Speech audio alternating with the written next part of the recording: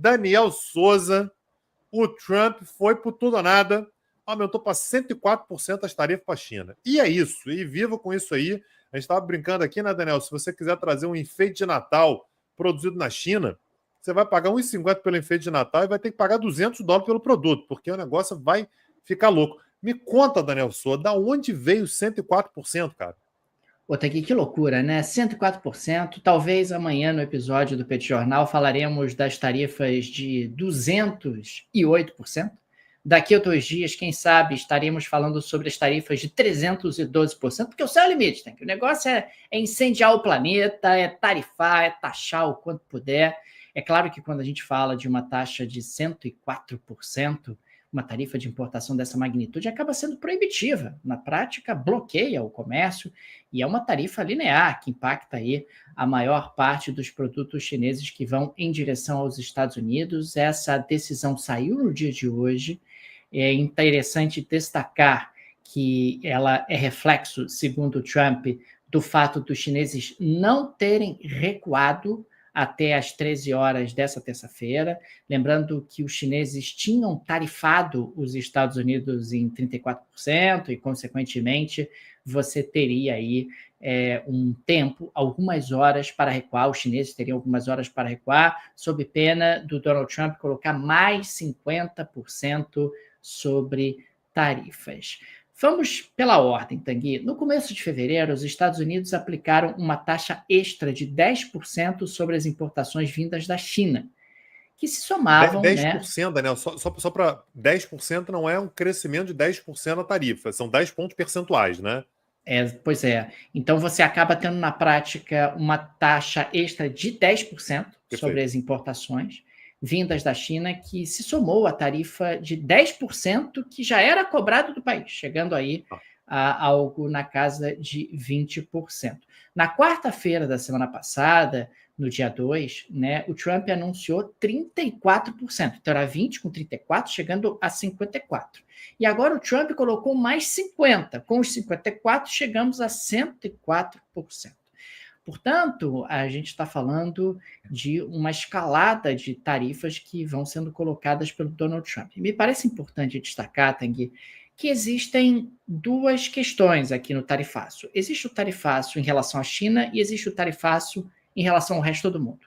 Inclusive, no dia de ontem, quando foi levantada a possibilidade de uma pausa nas tarifas do dia 2, no tarifaço do dia 2, houve ali a informação de que a pausa valia para todo mundo, menos para a China, que a China continuaria sendo tarifada. Então, os Estados Unidos estão aí dobrando, triplicando, quadruplicando a aposta para tentar reduzir o déficit comercial que os Estados Unidos têm em relação à China, um déficit comercial aí na casa de 295 bilhões aproximadamente em 2024, é um déficit importante, é um déficit significativo. O governo americano considera que a China está enriquecendo à custa dos Estados Unidos, que a China está crescendo à custa dos Estados Unidos e que isso tem que ser interrompido. É disso que se trata. Quer dizer, eu preciso reduzir o crescimento econômico chinês e para reduzir o crescimento econômico chinês eu tenho que reduzir as exportações chinesas em direção aos Estados Unidos.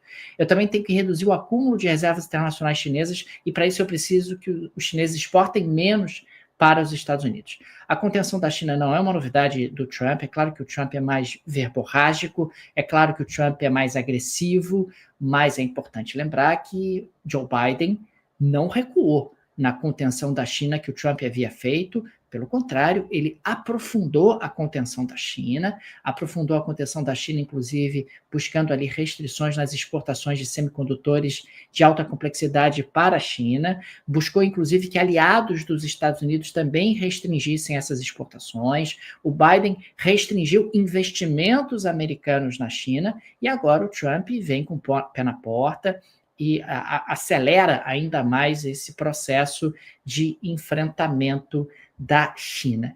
É importante sempre lembrar, Tanguy, que os americanos se preocupam com a China e tentam apostar suas fichas na japanização da China, quer dizer, uma China que talvez não alcance os Estados Unidos, assim como o Japão não alcançou, por conta de uma crise no mercado imobiliário que ninguém sabe o tamanho, por conta de um fim de bônus demográfico, por conta também de uma demanda interna que é muito menor do que seria necessária para que a China mantivesse um crescimento em um contexto onde as exportações chinesas perdem espaço.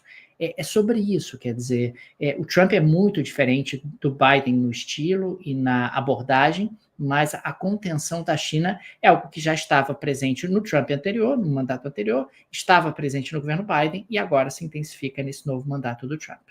Agora, no meio disso tudo, Daniel, a gente percebe claramente que tem um objetivo, né, nessa escalada de tarifas, que é fazer os outros recuarem, né? Isso foi dito, isso não é uma sugestão, isso foi dito vocalmente, de forma literal, que o objetivo era alavancar a capacidade de negociação. E aí, quando os Estados Unidos colocam uma ameaça como essa contra a China, então, olha, se a China não recuar, os Estados Unidos vão aumentar ainda mais as tarifas, o objetivo, naturalmente, é fazer com que a China fale, não, Estados Unidos, pelo amor de Deus, a gente vai negociar. Se a China não negocia, isso coloca os Estados Unidos numa posição difícil também, né? Dos Estados Unidos terem que avançar com as tarifas sem qualquer garantia de que a China vai seguir. Nesse cenário, Daniel, me parece que os dois têm muito a perder, tanto os Estados Unidos quanto a China. A China, claro, a gente pensa, pô, mas a China está cheia de opções e tal. A China tem nos Estados Unidos um mercado gigantesco para os seus produtos. Agora, os Estados Unidos, eles correm um risco muito grande também, que é de meio que se trancar dentro do quarto e deixar a China com a casa toda para si. Afinal de contas, Daniel, o mundo todo está sendo taxado e você vai começar a ter uma quantidade cada vez maior de países que olha para a China e fala, China, pô, você está sendo taxado aí, eu também, vamos negociar, vamos tentar imaginar alguma solução aqui que seja possível. Como é que você está vendo isso, Daniel? Temos informações aí de Europa, por exemplo, se aproximando da China. Como é que está esse cenário nesse momento? Pois é, Tang, no dia de hoje nós tivemos um movimento curioso, né? Porque a Ursula von der Leyen, ela ligou para o primeiro-ministro chinês, o Li Qiang, e eles estiveram ali conversando sobre uma aproximação entre os dois para o enfrentamento dessa escalada de tarifas do Donald Trump. Eles, inclusive, mencionaram, abre aspas, uma resolução negociada, a construção de uma resolução negociada, fecha aspas. Bruxelas, nesse sentido, está buscando uma aliança com Pequim para tentar conter ali a escalada da guerra tarifária e tentar mitigar os danos à economia europeia dessa guerra tarifária. Agora, os europeus também estão muito preocupados com um potencial desvio das exportações chinesas de produtos manufaturados em direção ao mercado europeu. E é importante também destacar, Tanguy, que hoje a China reagiu de uma forma interessante. A China anunciou a venda de 50 bilhões de títulos públicos do Tesouro dos Estados Unidos. Ao fazer isso, o governo da China conseguiu empurrar para cima a taxa de juros dos títulos americanos.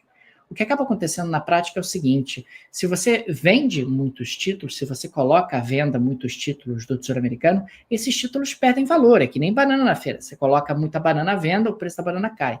Se os títulos americanos valem pouco, por conta justamente dos chineses que estão comercializando mais títulos, na prática os americanos precisam pagar juros maiores na comercialização desses títulos americanos em um processo onde o endividamento americano está ali na casa de 36 bilhões de dólares. É um alerta, é como quem diz o seguinte, olha, vendi apenas 50 bilhões de dólares, mas posso estar vendendo mais. Em março de 2025, no dado oficial mais atual disponível, a China tinha 759 bilhões de dólares em títulos do Tesouro Americano.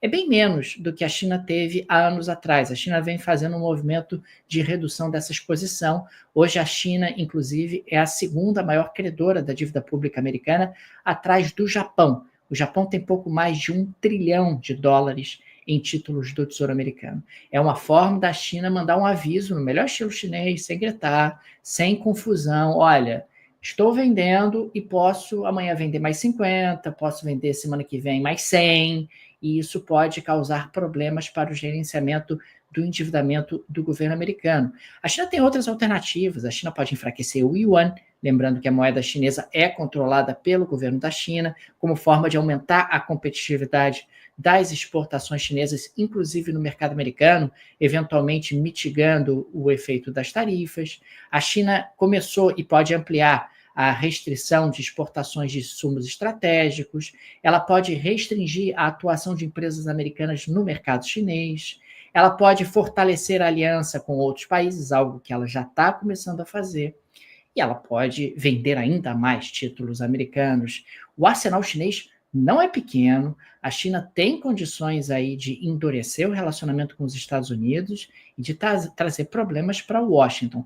É por isso que o mercado está apavorado, porque não há nenhuma sinalização de recuo em nenhum dos dois lados, e existe aí uma tensão crescente que vai respingar para a economia mundial, não tem jeito. Os dois países representam mais de 40% do PIB do planeta, e se os dois começam a restringir comércio, começam a desacelerar o seu crescimento, isso vai trazer consequências para outras partes do mundo.